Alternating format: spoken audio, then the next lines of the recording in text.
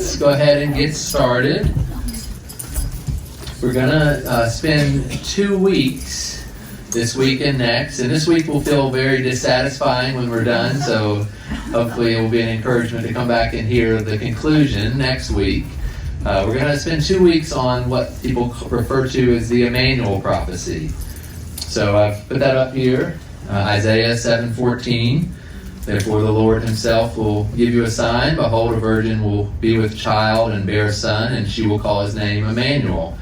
And then next week, we'll look at Matthew 1, where the Apostle Matthew quotes and says that Jesus' birth was a fulfillment of that. So we're going to look at those two things together. And as we do, I always like to put this quote up here when we talk about the prophets, because they are sometimes very difficult to understand. Martin Luther had a way about words, very blunt way about words. And he says the prophets have a queer way of talking, like people who, instead of proceeding in an orderly manner, ramble off from one thing to the next so that you can't make head or tail of them or see what they're getting at. And that's a very blunt way. I don't know that I would say it that way, but they can be very difficult, the prophets. They can be, you can feel like you're following along their train of thought well enough, and then all of a sudden they start talking about something else, and you wonder how those two things are connected. So it'll be a bit of an intellectual exercise to some degree as we kind of work through the prophets here. So hang with me. And to do that, we want to provide a little bit of context. 2 ways. I want first to look at a different passage in Isaiah. So the Emanuel Prophecy, I'm going to use air quotes on prophecy. You'll see why in just a second. But two pieces of context to help us understand that. One is Isaiah 36 to 39. You may say, well, how is that context? How is Isaiah 36 to 39 related to Isaiah 7? And we'll show that in just a second.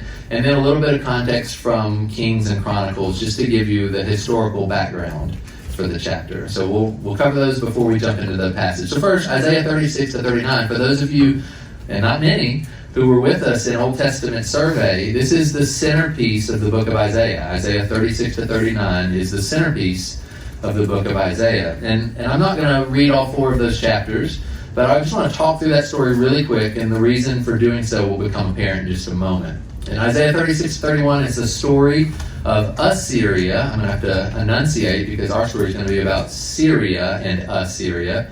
It was the story in Isaiah 36 of Assyria being around Jerusalem, threatening to destroy it. And Hezekiah was the king during those days. Hezekiah was a righteous king, for those of you who know his story. And the story starts, importantly, we'll see, with Hezekiah being by the conduit of the upper pool of the highway to the washer's field. So it calls out where Hezekiah is. He's up by this pool of water that fed the city. Likely, it's not specified likely because they're about to undergo a siege, and so he's inspecting the water supply. But regardless, Hezekiah is there, and he's at that location. We'll see why that's important in just a moment. And the king of Assyria, by way of Rabshakeh, comes and taunts the people. Remember? They surround and they say, you're destined to eat your own dung. You're destined to drink your own urine and die of starvation because you can't withhold us. No God has withheld their city against us to date, and your God is going to be no different. And remember, Hezekiah says, hey, don't say that in Hebrew. Talk to us in Aramaic. We understand it. And they said, no. All these people that are sitting on the wall, the ones that are destined for this horrible experience, they need to know what's about to happen to them. And so that you see the king of Assyria taunting them. Hezekiah, in response, goes into the temple, prostrates himself before the Lord, prays to the Lord, and Isaiah is sent to him with a message of deliverance. And that's what verse 20, the bolded verse in that section is. It's really the turning point of that key section of Isaiah. He says, and now, O Yahweh our God, deliver us from the hand of the king of Assyria, that all the kingdoms of the earth may know that you alone, Yahweh, are God. And then Isaiah comes, he gives a message of deliverance. In fact, 185,000 are killed by an angel, and the king of Assyria goes back empty-handed and the city is spared. Now what's interesting is Isaiah 38 follows, and in Isaiah 38, it's not obvious when you first start reading it, but it's clear that it's taking you back to before the siege. And Hezekiah is given a sign that he doesn't need to be afraid. In fact, Hezekiah was afraid because he was sick. He was going to die. And you read about that, and he prays to the Lord. He doesn't want to die. And God says, I'm going to add 15 years to your life, and I'm going to save the city of Jerusalem. And he says, so that you can believe that, so that you know that, I'm going to give you a sign. Remember, he causes the sun to go back 10 steps on the sundial, as it were. And it's a miracle, and Hezekiah sees that sign and says, okay, I know that God's going to deliver the city. It turns out that this is sort of the twist of the story, or the climax of the story. It turns out Hezekiah actually had made a partnership with Babylon and didn't fully trust the Lord. And it turns out 120 years later that Babylon was going to be the one that was going to come and destroy Israel and destroy Jerusalem. So that's the story, and that's really fast, and I know probably you have questions about it, but I just want to set that context. And the reason why is because our story in Isaiah 7 and 8 is a bit of a foil for that story. And you know what a foil is, right? It's something that by means of contrast or comparison, you understand the other thing. It's like Exhibit A and Exhibit B. And you can see this very clearly. Look as you want to go ahead and turn to Isaiah 7, even if you didn't turn to Isaiah 36. And we'll read through it, but just at a high level, introductory, look at these correspondences between the two stories, right? 35 years earlier, you had two kingdoms, Aram, which is also another name for Syria and Israel, surrounding Jerusalem in the same way that 35 years later, Assyria was going to surround Jerusalem. There was a siege. Similarly, you'll see in verse 2, I believe it is, of our text in Isaiah, verse 3, you'll see that Ahaz is where? He's at that exact same pool, and Isaiah meets him with his son, Shear-Jashub, which is the same thing he did when he was talking to Hezekiah at that same pool 35 years later. So Isaiah, the author, is making it very clear that these two stories are to be read together. Look next. In our story in Isaiah 7, we have the taunts of those two kingdoms who are standing outside saying, we're going to depose you, Ahaz, and we're going to set up a different king. You can't withhold us. We're going to make a breach in your walls, and we're going to depose you and put a new king in your place. Now, this is the only place where the story is a little different. Hezekiah turned to the Lord, and the city was delivered. Again, he did make a mistake, and we talk about that in Old Testament survey. Well, next time we get back around to that class, we'll explain that. But in no way did Ahaz turn to the Lord from the very beginning, and we'll see that in the story. And remember, as we read this morning, he said, I'm not going to test the Lord. I'm not going to ask for a son. But in reality, as you know, and as we'll see, that was not pious. That was not righteousness. That was hypocritical piousness. He had already made up his mind what he was going to do. He didn't want to trust the Lord. But you'll see, as in the case of Hezekiah, and I think this is probably the key point for our context, in the same way that Hezekiah was given a sign and said, here's a sign, a miraculous sign that you can depend on to know that I'll deliver the city. The sun's going to go back 10 steps. In that same way, Ahaz, in our story, is going to be offered a sign, a miraculous sign. It could be as high as the heavens, as low as the depths. You ask for whatever you want, and I will prove to you that you do not need to be afraid. And finally, we'll see that just as Hezekiah made an alliance with Babylon, and it turns out that Babylon was going to be the one who was going to come and take away Jerusalem, the same thing's going to happen in our story. Ahaz is going to make an alliance with Assyria, and the prophet Isaiah is going to come to him and say, you should have just trusted me. There was no threat that you needed to be worried about, but now you have a threat you have to worry about, because Aram and Israel were not going to do anything to you, but Assyria is. So again, this is just high-level context, just to show you, because we'll refer back to this as we get further on, but just to show you the correspondences between those two stories. And it will help us, because there's a lot of debate, a lot of question on what the sign is in Isaiah 7. There's no debate on what the sign is in Isaiah 36 to 39. It's very clear. It was a sign that was immediately provided to Hezekiah to allow him to trust that the city would be delivered. Frank. And this is, we got a lot of new folks here. This is absolutely, questions are wide open. So interrupt, ask your questions, raise hand. Kids do it as well. It's not anybody ask questions. So thank you, Frank. 35 years between these two incidents? Yeah, so it was around, so 736-ish is when King Ahaz began to reign. He was 20 years old. He was about Susanna's age, basically, so a young person ruling. And as you know, when there's a transition in kingship, often that's when someone's going to come and test you.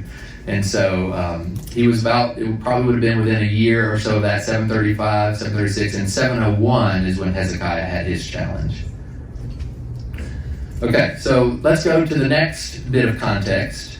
And that's just some historical background, just so not all of us know about these kingdoms or these kings, and it'd just be helpful to do a little bit of historical context. When we read, as our story opens in Isaiah 7, it says in verse 2, when Ahaz heard that Israel and Syria were outside of the walls, they shook as the trees of the forest shake with the wind. They were shaking in their boots, to use an expression. And this context is going to explain why.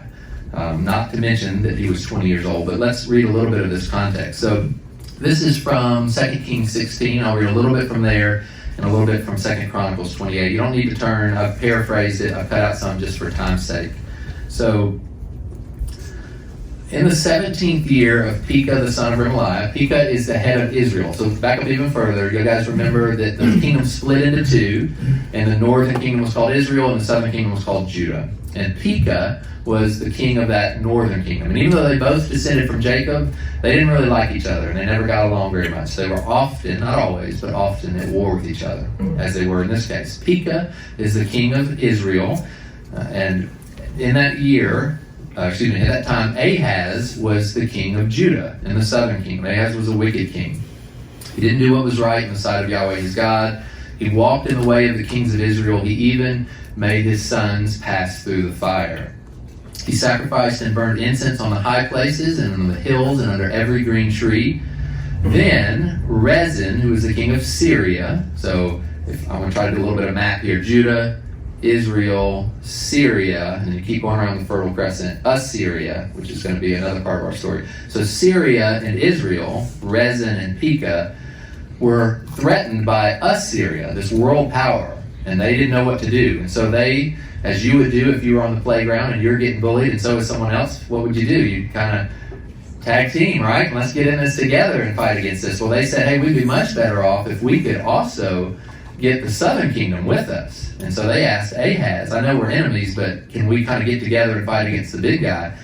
And he said, no, I'm not going to join you. And that's when they said, well, you are going to join us because we're going to come take you, and then we'll put a new king in your place who will join us. And so you'll see in this context, they besieged Aram, Rezin of Aram, and Pekah, the king of Israel, came up to Jerusalem to wage war. They besieged Ahaz, but they couldn't overcome him. So Ahaz sent messengers to Tiglath-Pileser, the king of Assyria, saying, I'm your servant, I'm your son. He gave his lunch money to the bully instead of joining the others, right?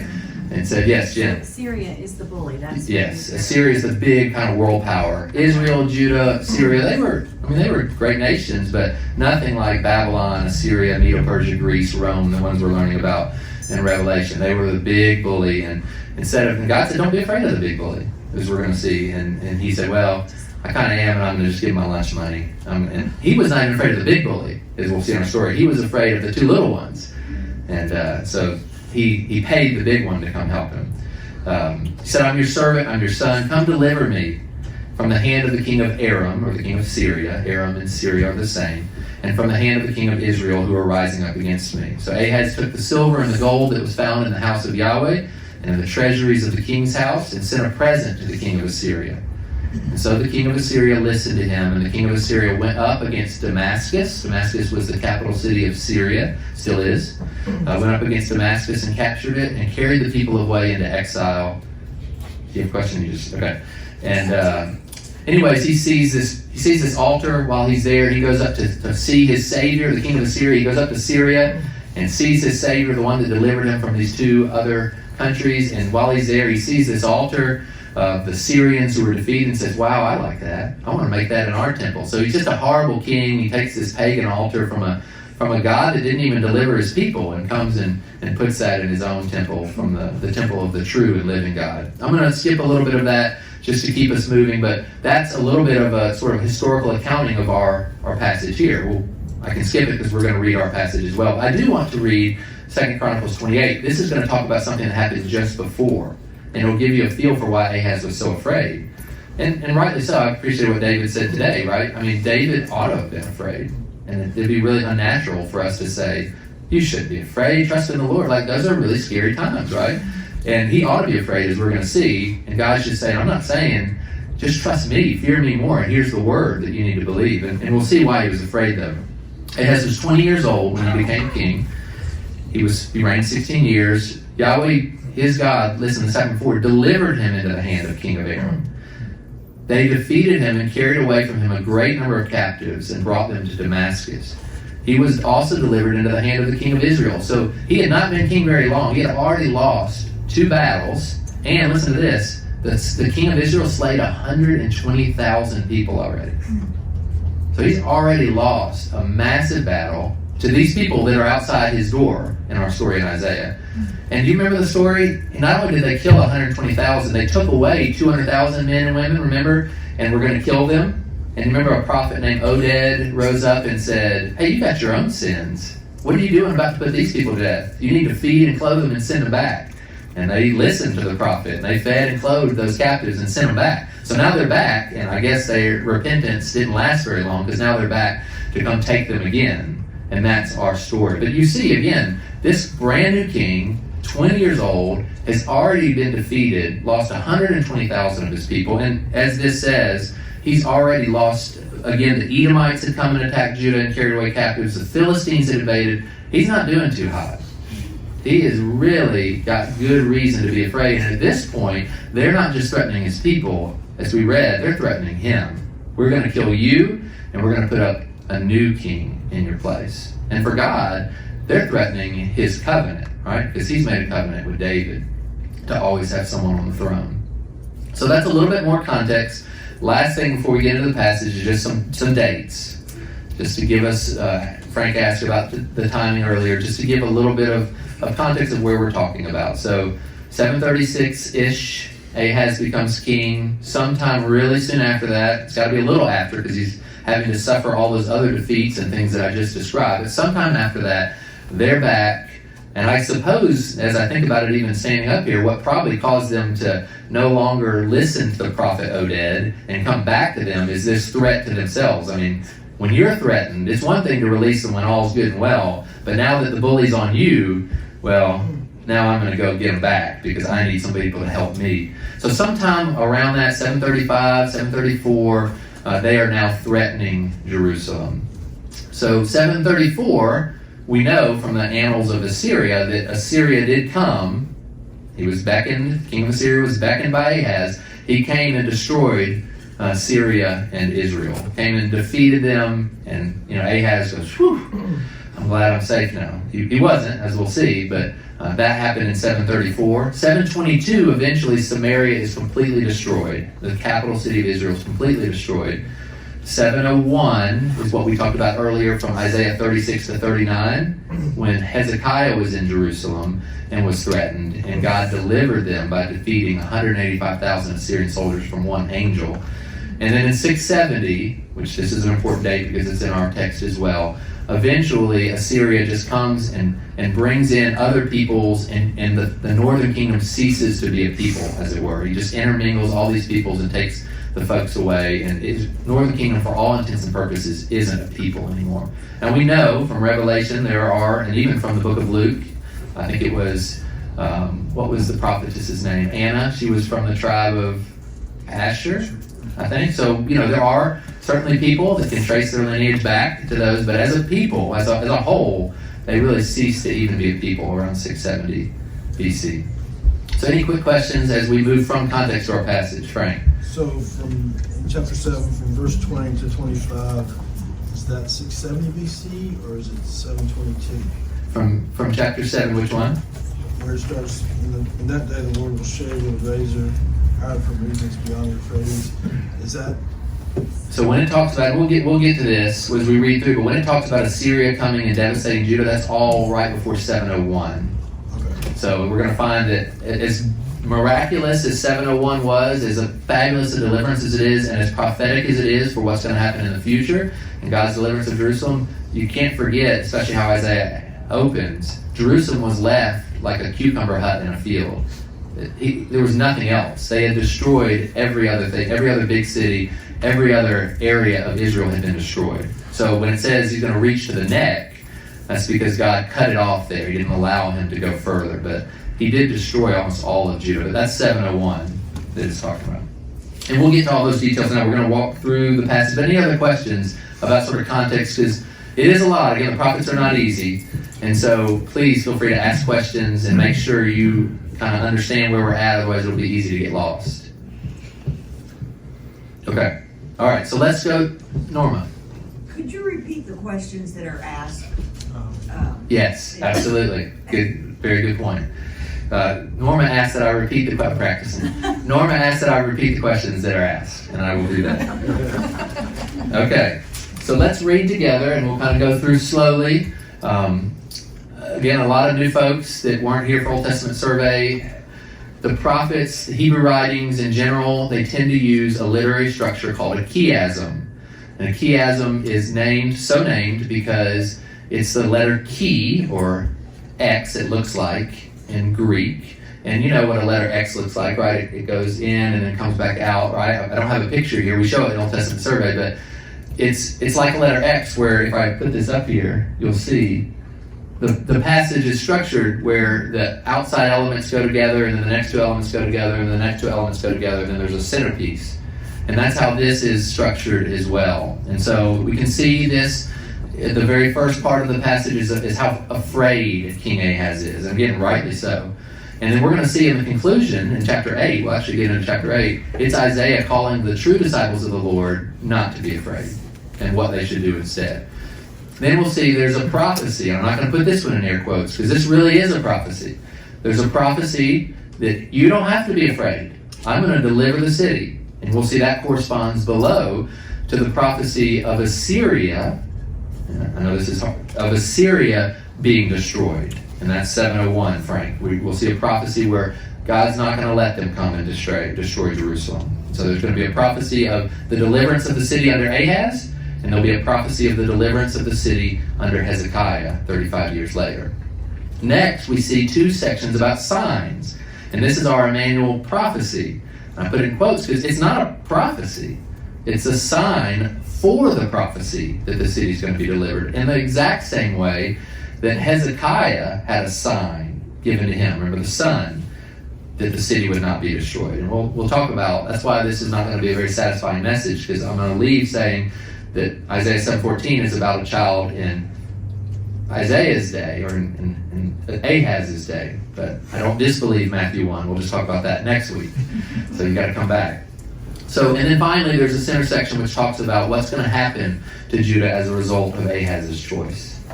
So that's how we'll walk through it. We're going to just go slowly, read it together, sort of explain it, and hopefully by the end we'll understand these two chapters a little bit better. This is from, it's adapted, but there's a book called The Literary Structure of the Old Testament by a guy named David Dorsey. I always like to put that up there. It's a really helpful book for me, and a lot of this comes from there, even if it's been adapted. So, okay, so let's talk through the sections one at a time. Isaiah 7, 1-2. Now it came about in the days of Ahaz, the son of Jotham, the son of Uzziah, these are just kings in Judah, the southern kingdom, that Rezin, the king of Aram, or the king of Syria, and Pekah, the son of Remaliah, who was the king of Israel, they went up to Jerusalem to wage war against it, but they could not conquer it. So they're trying to conquer it. They're outside the walls. They've got a siege. They have not yet been able to conquer it. And when it was reported to the house of David, when he heard about this siege and saw it, that the Arameans have come down to Israel, to Ephraim, then King Ahaz's heart and the hearts of all his people shook as the trees of the forest shake with the wind. And again, for a really good reason. He's lost every battle up to then. He has a very good reason of being afraid here. Okay, but the next section, a prophecy is going to be given by Isaiah. So Yahweh said to Isaiah, "Go out now to meet Ahaz. You and your son, Shear-Jashub," which means a remnant will return. So even the name of his son is a prophecy. Look, there's going to be a remnant. I understand that you're afraid, but I'm not going to allow it. There's going to be a remnant that returns and is a part of Judah. So his son, Shear-Jashub, went with him to the end of the conduit. Conduit's just like you got to get water from one place to another. It's a pipe. They're piping the water into the city from this pool. So he meets them at the end of the conduit of the upper pool on the highway to the fuller's field. And Isaiah says to Ahaz, take care, be calm, have no fear, and do not be faint-hearted because of these two stubs of smoldering firebrands. So they may look big and glorious to you. They're like a match, and they're just like the end of the match. It's about to go out, right? I mean, you don't need to be afraid of them. It's a small little firebrand. It's just the stub of it. It's just the end of it, and it's about to go out. Like, don't be afraid of them. Don't be afraid on account of the fierce anger of Rezin and Aram and the son of Remaliah. So that's the prophecy.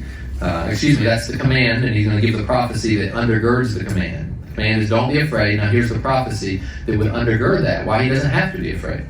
Because Aram with Israel, or Ephraim, and the son of Remaliah, because they planned evil against you, saying, let us go up again against Judah and terrorize it, and make for ourselves a breach in its walls, and set up the son of Tabiel as king in the middle of it, or in the midst of it.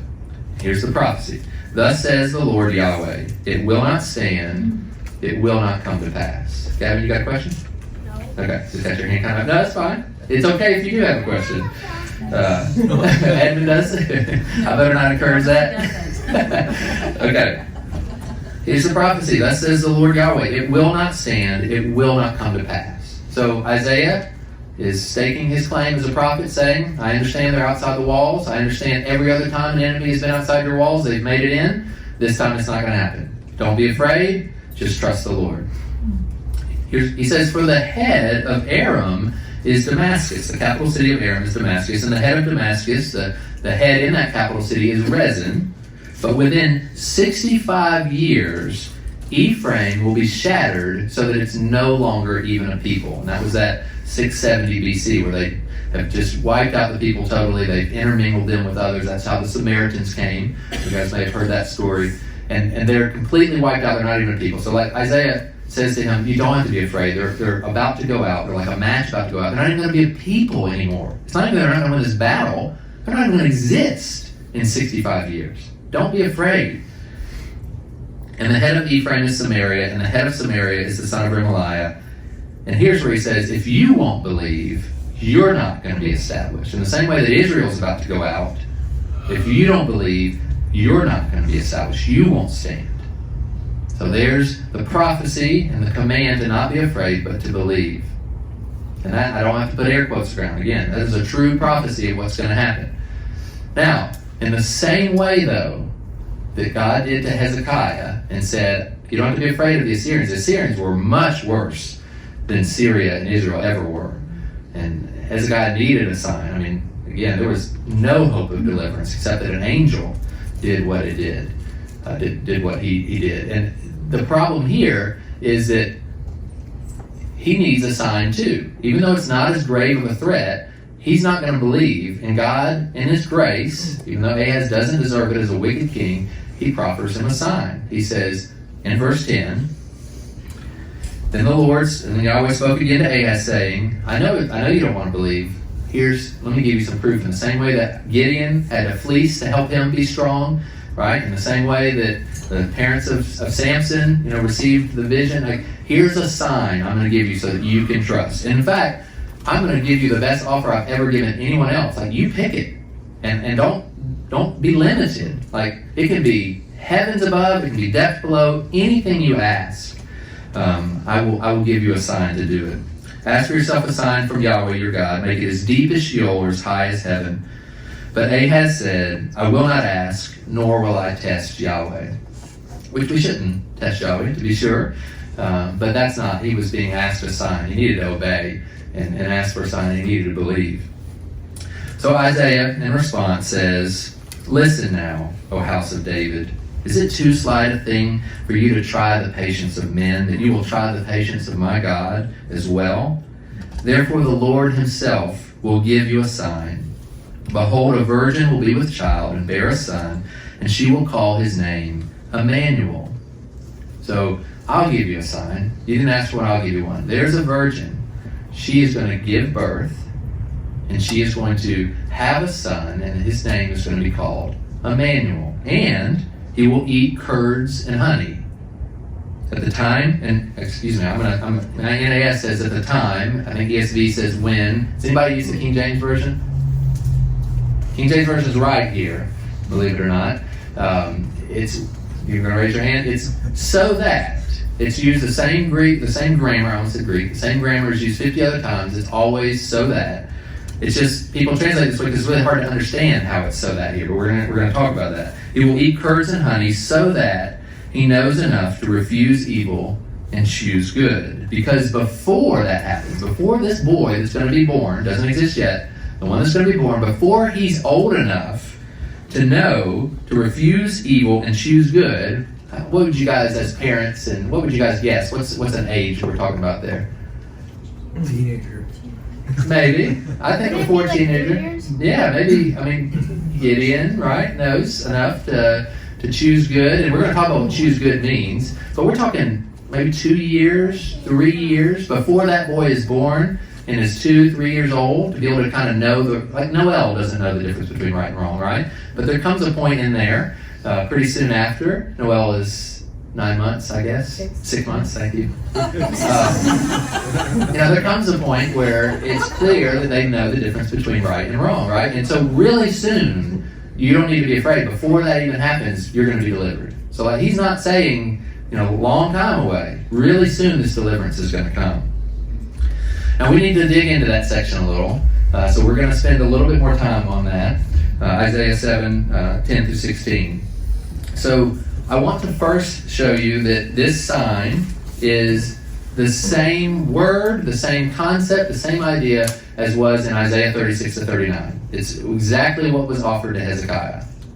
And Hezekiah received that sign and had all he needed to believe that Assyria would not destroy Jerusalem. It's similar to a road sign on the interstate, only often miraculous, right? It tells you about something that's coming. And Norma and I just spent a lot of time looking at road signs, and so that's on my mind. This is, again, what we call the Emanuel Prophecy, but it isn't a prophecy. He's saying, I'm giving you a sign of what's going to happen. He's not prophesying that something's going to happen. The prophecy is what the sign supports. The prophecy is that the city is going to be delivered. Now, the sign is not just the birth. It also includes that this child is going to eat a certain diet, and there's going to be certain aspects of the timing of his life. Before he is able to know good from evil, the siege is going to be completely done. Now, the hard part here is, I read in my version, what is the ESV? I know a lot of you guys use ESV. What does it say? Behold, the virgin shall be with child? Does it say the virgin? Okay. Some translations say, behold, the maiden will be with child, or the young woman, or there's a variety of translations. And Matthew clearly uses a word in Greek. It's the word parthenos. It means virgin. He clearly uses it. And the Greek translation of the Old Testament, so the Old Testament was written in Hebrew for the most part, but around 100, 150 BC, it was translated into Greek in what's called the LXX. And it uses the Greek word parthenos here. The virgin will be with child. The Hebrew word is called Alma. You often will know people named Alma. It's a name that people name their daughters sometimes. It means a young woman of marriageable age. It means a maiden or a damsel. It usually, almost always, connotes one who is a virgin, because in the Hebrew way, that's the way it was, right? And but it doesn't necessarily mean as clearly as the Greek word parthenos does. Now again, Hebrew scholars who translated the Old Testament to Greek chose parthenos for this. So it definitely has a connotation of virgin. And when Matthew uses it, just so y'all don't run me out of here next week, it clearly means a virgin. And I clearly believe Jesus was born of Mary, a virgin. So let me quickly run to say that. But here, it's a young maiden, some young maiden. In fact, the young maiden. It's got the article in Hebrew. So some young maiden is going to, and likely a virgin for sure, is going to bear a child and conceive and then bear a child. Now, let I need to catch up with myself. He doesn't identify by name. And again, I think all of us probably, I would venture to say all of us, at least the vast majority of us, would say that's talking about Mary. I mean, what other virgin has ever given birth? And Matthew says it's about Mary. So what are you doing, Matt, arguing with Matthew, right? And I'll make that point next week, that, and as a kind of play on words of Matthew and then Matt teaching. But we all assume that Isaiah is talking about Mary here. Okay, but I'm going to show you that I don't think he is at this point. I'm going to explain why in just a second. But let's keep going until we get to where I show you who I think he's talking about. So, curds and honey. So, I mentioned that the King James Version is correct here. He's going to eat curds and honey that he may know to choose between good and evil. And as we get to Isaiah 8, we'll explain how that is. How is he going to learn by that diet to be able to choose good and evil, between good and evil? This diet of curds and honey, there's all kinds of speculation as to why they're going to eat this. Again, it's very clear if you read Isaiah 8. It's because the area is going to be massively depopulated. Because of Ahaz's disobedience, Assyria is going to come and wipe out the whole area. As I mentioned, Jerusalem's a cucumber hut and a field. That's all that's left. Everything else is just completely demolished. And so there's this massive depopulation and desertion of Judah, and that's what's going to lead to the diet we'll see in Isaiah 8. What's a cucumber hut? It's just like, you think about if you may have a garden and you want to have a place that you can be in the shade and vines can grow up and you can grow some things, but the rest is just garden. But you might have a hut in the middle of the field, and it's just everything else is flat and just, dirt. But you have this one little structure in the middle. That's how Jerusalem was for the whole country. It's like this one city and everything else is raised. And they did. Lachish was the second biggest city in Judah in those days. They completely demolished it on their way to Jerusalem. Okay, what does it mean to refuse evil, choose good? Again, all of these are going to come clear in chapter 8. That's going to become clear. What the sign is going to become clear. All of it is identified in chapter 8. But whatever it means, the diet of the curds and honey is going to help him to do this. Help the child to be able to pick between good and evil. And before he's able to do this, the two nations of which Ahaz was in dread will no longer be a problem. So, in other words, within 2 or 3 years, you got nothing to worry about. So, stay calm and trust me. Okay. So now that I've just demolished everything that all of us have ever believed about probably the virgin birth, even though I completely can't hold to that, and we'll explain that next week, let's go on, and we'll eventually get to chapter 8, where we'll see what this meant for King Ahaz. So in verses 17 to 25, we see that because Ahaz refused to trust the Lord and instead paid off Assyria, as we read, stripped the temple, stripped the king's house, paid his lunch money to the bigger bully, because he did that, Assyria is not going to be content with just stopping at Syria and Israel and be friends with this little Judea. No, right? That's who Aunt Norman and I were talking about this last night. The ransomware folks that steal your data and lock it down and ask you to pay $50,000, right? What do they do after you pay? They ask you for more. You know what? I think we need a little bit more now, right? And that's just the way it works, right? And that's the way Assyria was. Thank you for that gift. I'll gladly go destroy some people for you. But hey, I'd like more. I'd like more from you. And that's what's going to happen. We're going to read in 17. Yahweh will bring on you, now he's talking to Ahaz, on you, on your people, and on your father's house, such days as have never come since the day that Ephraim, or Israel, Ephraim was just the Jeroboam, remember Jeroboam? He was from the tribe of Ephraim. So often the northern kingdom is referred to as Israel or Ephraim or Samaria. That's all talking about the northern kingdom. And Yahweh's going to bring on Ahaz and his people and on his father's house days that have never come since the day that Israel or Ephraim separated from Judah. So you go back to Solomon to now, you've never had such bad days. This is going to be the worst days ever experienced. And they've had some bad things, to be sure, but this is going to be the worst by far of anything they've experienced. And what is it going to be? What is going to be this awful thing? And he defines it at the very end, right? The king of Assyria. The king of Assyria is going to come, and it's going to be worse than anything you've ever experienced. It will come about in that day that Yahweh will whistle for the fly that is in the remotest parts of the rivers of Egypt, and for the bee that is in the land of Assyria.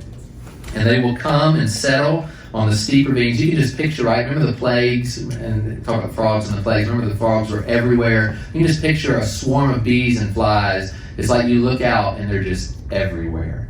The land is just full of them. Again, 185,000 people are in Jerusalem, and they were just throughout the land. He's whistling for the fly. He's calling for the bee, and they're going to come and settle on the steep ravines, on the ledges of the cliffs, on the thorn bushes, on all the watering places. They're going to be everywhere. And in that day, the Lord will shave with a razor, hired, and that's a little bit of a jab at Ahaz, right? I mean, he got paid to do this, right? They paid to be devastated like this. Hired. Who hired him? Ahaz. Ahaz hired him, the one that he's hurting now. Hired from the regions beyond the Euphrates, that is, with the king of Assyria. God is going to shave the head, the hair of the legs, it will remove the beard. You just think as a Jewish person, right? I mean, they're going to have all their glory. Right? I mean, a beard was a glorious thing, right? It was. I mean, that's the men wore them, and you're going to shave that. You're going to be completely humiliated, going to completely devastate your land. It will come about in that day, verse 21, that a man may keep alive a heifer and a pair of sheep, so a cow and a couple of sheep, and it's going to happen because of the abundance of the milk produced. Let me ask you this: is that a big farming operation? Now, what does it mean, the abundance of food produced? There's so little people. That's exactly right. Because of the abundance of milk produced, it's going to curdle, right? It's going to eat curds, and everyone left in the land will eat curds and honey. Honey is just a wild thing found. There's not going to be any sort of farming and cropping, where they have vineyards and all that, because there's nobody there. It's just going to be curdled milk and the honey that's out in the woods naturally. It'll come about in that day that every place where there used to be 1,000 vines, valued at 1,000 shekels of silver, will become briars and thorns. People will come there with bows and arrows, not with hoes and baskets to pick the fruit, right? They're coming with bows and arrows because there's wild animals there. And as for the hills which used to be cultivated with a hoe, you're not going to go there for fear of briars and thorns. They'll rather become a place for pasturing oxen and for sheep to trample. So I ask you, how, in a diet like this, when you have this little boy who's going to be born, we're going to talk about who it is in just a second, and he grows up, he knows, how is eating this diet going to help him learn to choose good and refuse evil? Well, because it's not very pleasant. Okay. It's the result of their sin. So you would think, I don't want to continue doing that. That's right. That's right. So you're gonna eat this diet. There's not going to be the grapes and all the things that we used to have, and now I'm going to learn. How did we get this way? Oh, well, Ahaz hired these people that destroyed it. Oh. So what do you think, and I'm getting ahead of myself, but because you answered correctly, I'm going to take my chances. What do you think it means to refuse good or choose evil? What does that mean? I mean, obviously there's that could be in a lot of contexts, what's good and evil, but in this context, what is refusing evil and choosing good? Andre? Would be disobeying God is to choose evil, and And how did he disobey God? So specifically to this context, what would... by not listening to what he said that he's going to deliver. Yeah, so what are our two options? What's option one? Trust the Lord. He's going to be delivered. What's option two? Trust another king. Pay a king, right? And we're going to see that's what he means in this case before that. And it's going to be interesting to ask. In fact, let me just do it now, even if I'm out of order. What does it mean for a 3-year-old to do that? I mean, David's story is a pretty good one, right? I mean, at the beginning, look at Isaiah 1 verse 3, just as an example of this. Just turn a couple pages before. It says, an ox knows its owner, and a donkey its master's manger. But Israel does not know, my people do not understand. I mean, an ox knows who feeds it, right? It knows who is caring for it. A dumb ox, a donkey, knows who its owner is. What about a kid? He knows who his mother's name. Yeah, if there's a problem in here, who will Gideon run to? I don't know. He likes Andre a lot, but he may run to me, right? I mean, little kids know this, right? And Ahaz, does he know his owner? No. He's going to go find this guy way over across the Euphrates and trust him. Well, that 3-year-old is going to learn not to make that same choice. Now, let's go on to chapter 8 and try to resolve some of this. So let's read the first 4 verses of chapter 8. Then Yahweh said to me, take for yourself a large tablet and write on it in ordinary letters. Why would you write something on a big tablet? Why would you write on something big letters? Wanted to last. What's that? Wanted to last. Maybe one to last. Why? Yes, Kevin. A law, possibly? Okay, a law. What? Why do we have this so big? So it can be seen. Yeah, we want it to be seen, right? We want people. This is something they want evidenced. Whatever it is, he's getting a tablet for. He wants people to know what it is, and it's the word Maher Shahal Hashbaz. It's a Hebrew word. It means swift is the booty, speedy is the prey. So they've written this thing on a big tablet, and now he's taking faithful witnesses. Why do you get witnesses? Yeah, so people can see, so they can testify that something happened. To prove the veracity. Prove that something was true, that's right. Prove that something really happened. So he's getting some faithful witnesses, Uriah the priest, Zechariah the son of Jeberechiah, and Uriah was the one that had made the altar that they saw in Syria. So he's faithful probably in the sense that he's an official, not that he's a great person. And here, look at this. Isaiah approaches the prophetess. Now, approach is a euphemism here, and I'll just leave it at that for the adults, but it's a euphemism. He didn't just come, walk to her. He approached the prophetess. Now, who's the prophetess? The person who bore the child. It's true, but who is she? I don't know either, right? But I'll say this much. She's the Alma. She is the young maiden that Isaiah had in mind. Isaiah approached the prophetess. I don't think it's his wife. I know that's a lot of people will say they believe it's his wife. He obviously had a wife. He was a righteous man. He had a son, Shear-Jashub. We read about him. And again, prophets were asked to do things times. Hosea, right, was told to marry a harlot. I don't know who she was, but I don't think it's his wife based on her being called Alma, which is a young woman of marriage ways, who's generally a virgin. I think this is the Alma, whoever she is. I just can't tell you who she is. I don't know who she is, but he approaches her. She conceives and gives birth to a son. That's exactly the same phrase that we saw in 7, that someone would conceive and give birth to a son. And again, it matches structurally. So all these things are causing us to think this is the sign. This is the sign fulfilled. Yahweh said to me, here's where I go wrong though, right? Here's where you guys need to challenge me. He said, name him Maher Shahal Hashbaz, right? He didn't name him Emmanuel. Well, I'm gonna answer that in just a second, but as you think about that challenge to me, just remember in the Matthew 1 text as well, Jesus is not named Emmanuel. He's named Jesus, calls his name Jesus, so he'll be saved. So it's an argument that works both ways. But listen to what it says. Before the boy knows how to cry out, my father or my mother. Again, remember what we said, it meant to choose good and refuse evil, right? It's to be able to know who to call out to for help when you're in trouble, right?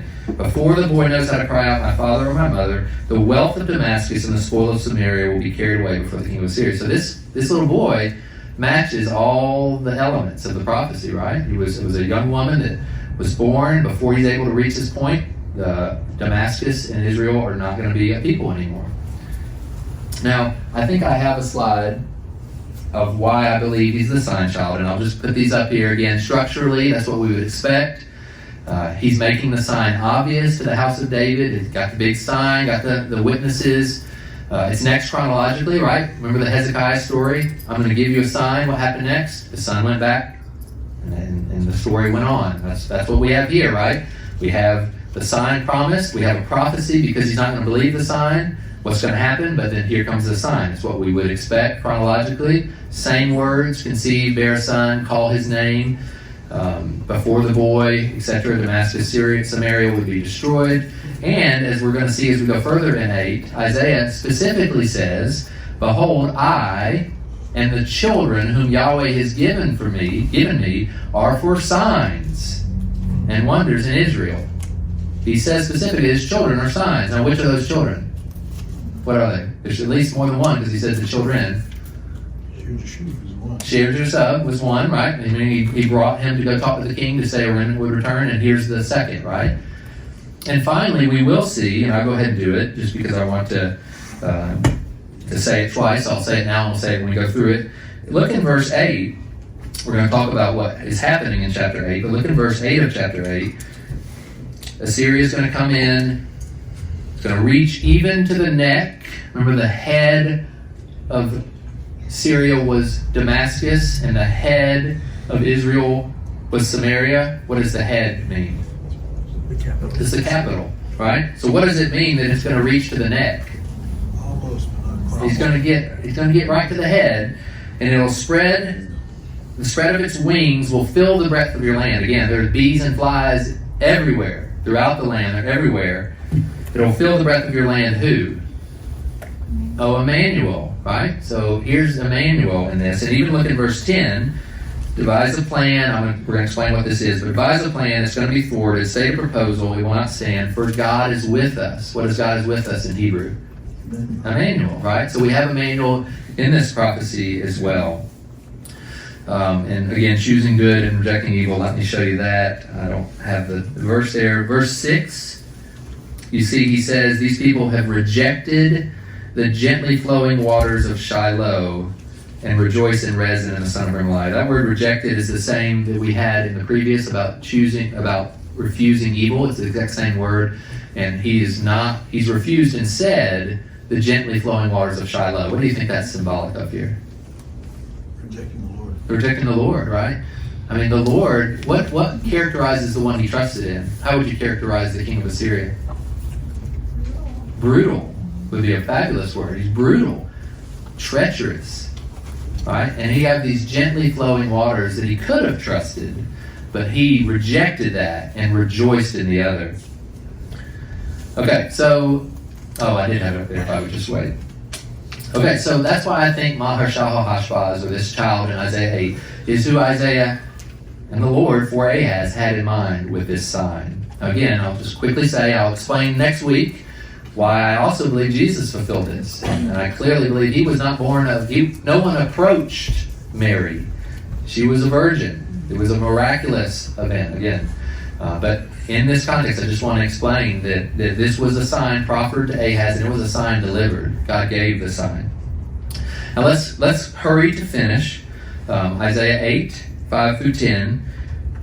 Yahweh spoke to me further, saying, inasmuch as these people, the house of David, Ahaz and his folks, inasmuch as they have rejected the gently flowing waters of Shiloh, and rejoice in Rezin and the son of Remaliah, inasmuch as they've done the exact opposite choice.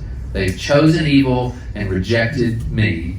Now therefore, behold, the Lord is about to bring on them the strong and abundant waters of the Euphrates, even the king of Assyria with all his glory. He's already said he's going to do that, right? We already had verses 17 to 25, which detailed how bad it was going to be. Why is he bringing it up again? Well, remember our structure. This is going to talk about Assyria is going to do a lot, but they're not going to do it all. Ultimately, they're going to fall. He's going to bring them on, the king of Assyria, all his glory. He's going to rise up over all its channels. Ahaz thought he had him in this, the nice flowing, gentle rivers of Shiloh is what he should have chose, God. He thought he had the river of Assyria. He understood it. It flows within these banks. I can control it, pay a little money. I can get it to do what I want. That's not the way it works, right? That water went over the banks, and it spread much further than he expected. It sweeps out of its banks into Judah. It overflows and passes through. It reaches even to the neck. And the spread of its wings will fill the breadth of your land, O Emmanuel. And then, here's where Martin Luther's quote comes in. The prophets, they just turn on a dime. And he says, be broken, O peoples. Now, who's he talking to here? People of Israel? No, not the people of Israel. He said peoples. Everybody else is watching it. The nations, right? Especially which nation? It'll become clear if you read on. So, Assyria. I don't know who said it, but he's talking to Assyria, right? These people who are going to spread to the neck. They're going to come all the way to Jerusalem. They're going to fill the land. They're going to destroy 95% of Judah until it's left like a cucumber hut in a field. And he says, though, be broken, O peoples, be shattered. Give ear, all remote places of the earth. Gird yourselves, get ready for battle. Gird yourselves, yet be shattered. Gird yourselves, yet be shattered. Devise a plan, but it will be thwarted. State a proposal, but it will not stand, because God is with us, Emmanuel. Right? God is not going to allow it. Now, conclusion. Now, again, I can't underestimate, I can't underscore enough how bad the devastation still was. I mean, it's not like, this is a celebration, don't get me wrong, when 185,000 are killed in Jerusalem, but you can't underestimate how bad it was. And even in the days, as we talk through the 12 or the minor prophets, when you think about how bad the destruction of Babylon was, and righteous people are wondering, what do we do? Because it is horrible, and in many cases they experience, as David talked about today, some of the really hard things. They suffered as a result of this. But still, what? Ahaz is afraid, he makes the wrong choice. What are the righteous people to do? And that's how the chapter ends. And I think, just, and it'll be in the conclusion here just a bit, but I'll go ahead and say it ahead so you can be thinking this way. When you think about us, I think this is where it gets really applicable to us, and it can be really helpful to think, what is Isaiah encouraging the people to do who are going to be in the midst of this suffering? And it's going to be not very much different than what David said this morning. But Yahweh thus spoke to me, Isaiah now, with mighty power, and instructed me not to walk in the way of this people. We've seen what this people, who's this people here? Israel? Israel, right? Ahaz and the kings and their choices. He's telling me, don't walk that way. All right, so what do I do?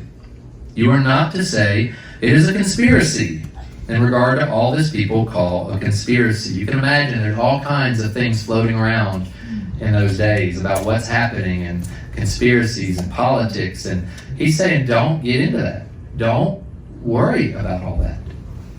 Don't fear the way they fear.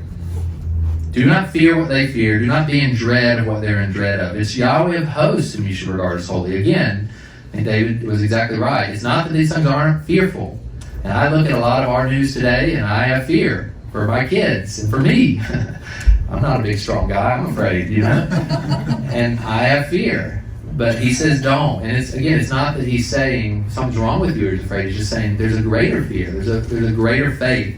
It's Yahweh of hosts whom you should regard as holy. He shall be your fear. He shall be your dread. Then, when you do that, when you fear God and not all the other things, which are very fearful. Again, I think fear would be one of my biggest problems. And so I can empathize with anyone who has that. But then, when you do that, he'll become a sanctuary. But to both the houses of Israel, a stone to strike and a rock to stumble over. That's a prophecy we could talk about, and it's in 1 Peter that David taught us on. And a snare and a trap for the inhabitants of Jerusalem, and many will stumble over them. They will fall and be broken. They will even be snared and caught. Bind up the testimony. The testimony is just what has been said and attested about God. So bind it up. Have it available, have it ready, know it. Seal the law among my disciples. I will wait for Yahweh. And that's the advice that Habakkuk gave to those who were going to be facing Babylon. That's the advice Isaiah gives to those facing Assyria. It's the advice a prophet of our day that we don't have, but if we did, would give to us. We have God's word giving us the same advice. I will wait for Yahweh, who is hiding his face from the house of Jacob. I will even look eagerly for him. Behold, I and the children whom Yahweh has given me are for signs and wonders in Israel from Yahweh of hosts, who dwells on Mount Zion. And when they say to you, consult the mediums and spiritists who whisper and mutter, should not rather a people consult their God? Should they consult the dead on behalf of the living? To the law and the testimony. If they do not speak according to this word, it is because they have no light or no dawn. So, conclusion. The Emanuel Prophecy, air quotes, was a sign given to Ahaz to encourage trust in the real prophecy, no air quotes, that Aram and Israel would not conquer Jerusalem. And Maher-Shalal-Hashbaz, speeding to the plunder, hurrying to the spoil, he was the sign. Now Matthew says that Jesus' birth happened as it did, so that what was spoken by the Lord through the prophet Isaiah might be fulfilled. And we'll talk about that next week, how Matthew is able to say that when it wasn't even a prophecy. In terms of just application, conclusion, again, just to see God's love for Israel, he did what he did in giving Ahaz a sign because he had made a promise to them, not because Ahaz deserved it.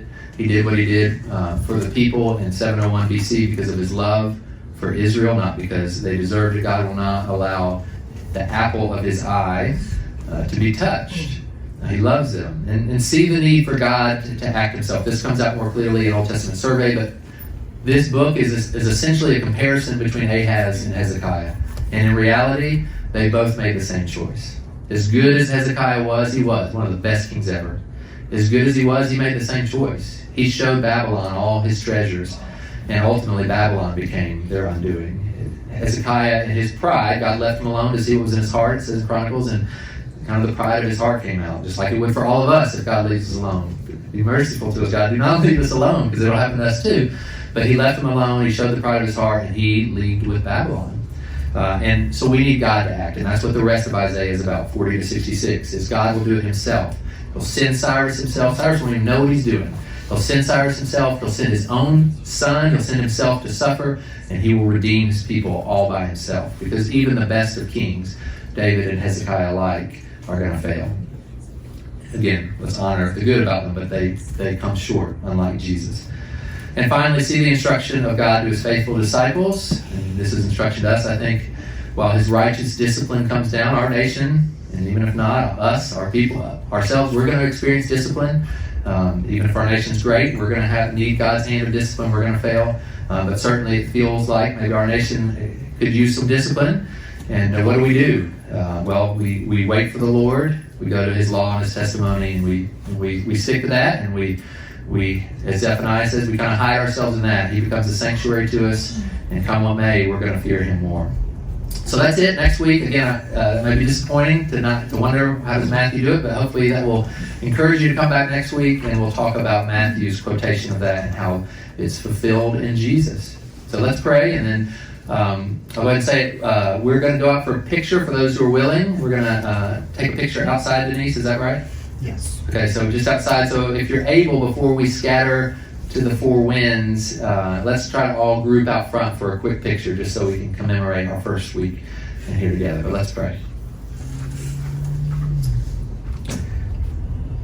God, we didn't even consider just how marvelous you are through your prophecy, and just how you declare things from the beginning. And as David taught us this morning, just how you're so worthy of worship.